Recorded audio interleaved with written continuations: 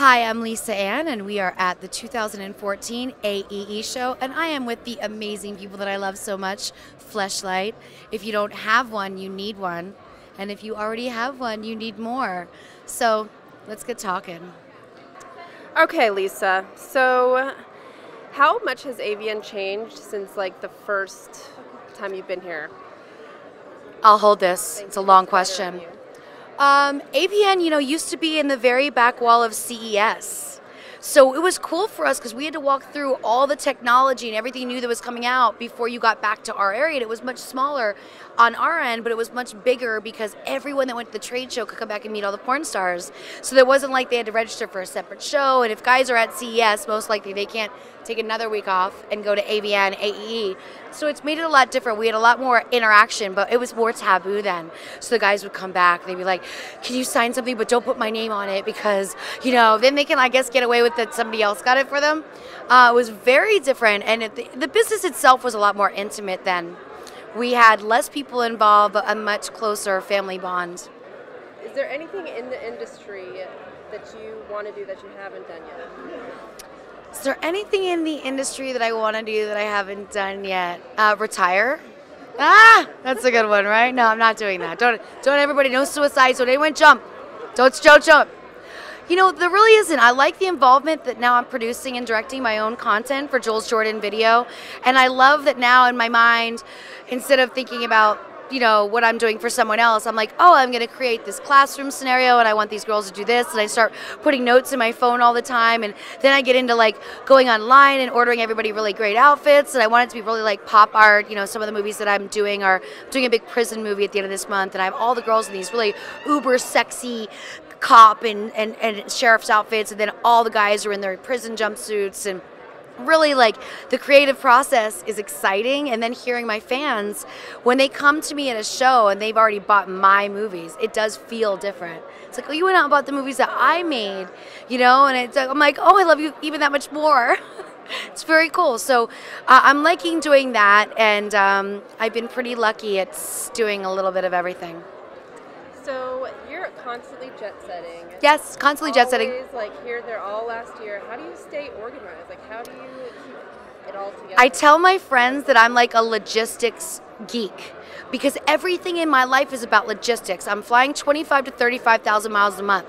I need to know what coast I'm going to be on because I live part-time New York, part-time LA, where my bags are. Am I going to be feature dancing and leaving from LA, or am I going to be from New York, and is my security meeting me there? That's one thing. Then it's the packing. It's like I'm going to one event that's going to be in Miami and it's going to be super hot, and then I'm going to like Michigan, it's going to be super cold. So it's like in my mind is always like logistically like, okay, you're going to take this, this, and this, and then you have this, because you can't always have 10 bags with you, though I'd like to. It does get complicated. So it's just thinking about it, planning it out. I do like to be busy, and I do love the airport. I know that sounds really strange, but I love people watching. I love the adventure of going somewhere, and I still trace back to when I first started traveling. Women didn't travel alone in the early 90s as much as they do now. And first class was all men.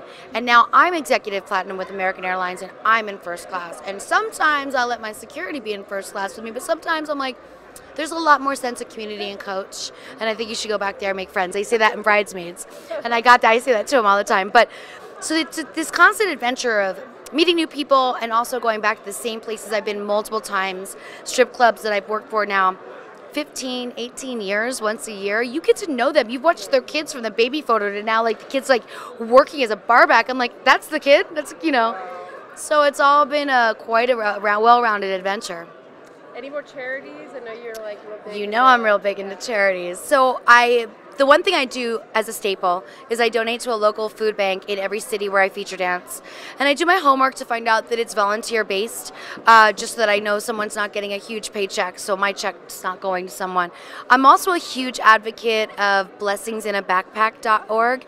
And what this woman has put together all over the U.S. is she takes children that are on the school lunch program, she gives them a backpack every weekend, and it's filled with enough food for them to go home with for the weekend, because we're realizing in the U.S. with the economy that there's children that are going home and not getting the food that they need, and to think that's happening in our own country with all that we have, it's crazy. So I decided to take an individual responsibility, and I'm sponsoring a very good friend of mine's little boy. So I'm sponsoring his entire basketball career. He just turned 7. He just got on his first team. So I'm like, here's my responsibility. I will have you in Jordans and good gym clothes. I will have you at basketball camp every year. I'm paying for him to have some private lessons and really learn the game, and I'm reading to him. So we're getting like into really good basketball books. So I wanted to you can always pick someone you know that needs something and help them as well. And it's good to reach out on every level, big charities, small charities, and just someone that you know that you can make a huge difference, because maybe she's a working mom and she's busy, and it's just nice to do these extra things, and not all kids have everything they want. Awesome. One last thing, Valentine's Day is coming up. Do you have any advice for anybody? For guys? Guys, girls, anything, dating advice. Valentine's Day, it's one of those pressured holidays where you think, how long have we been dating? How serious does this need to be? What should I do?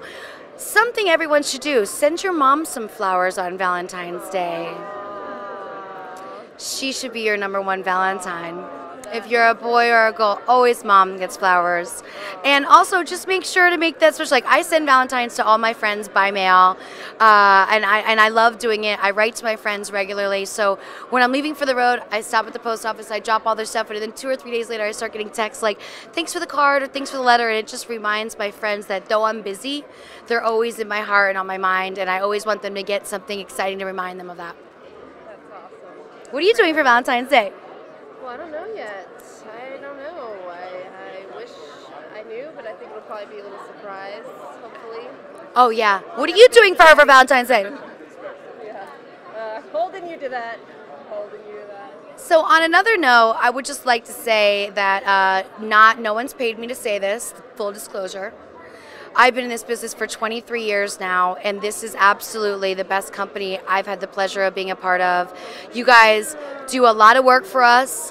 I've never trusted anyone to accept commission, because so many people have said, oh, we're going to pay you back end, and then I never get any money. Everyone's ripped me off up until this point by doing any commission in this industry. So I can't believe how easy it is to work with you guys, how supportive you are if I want to do something for fans, how interactive you are with us. We do business with people that we don't even know the people that work in that office.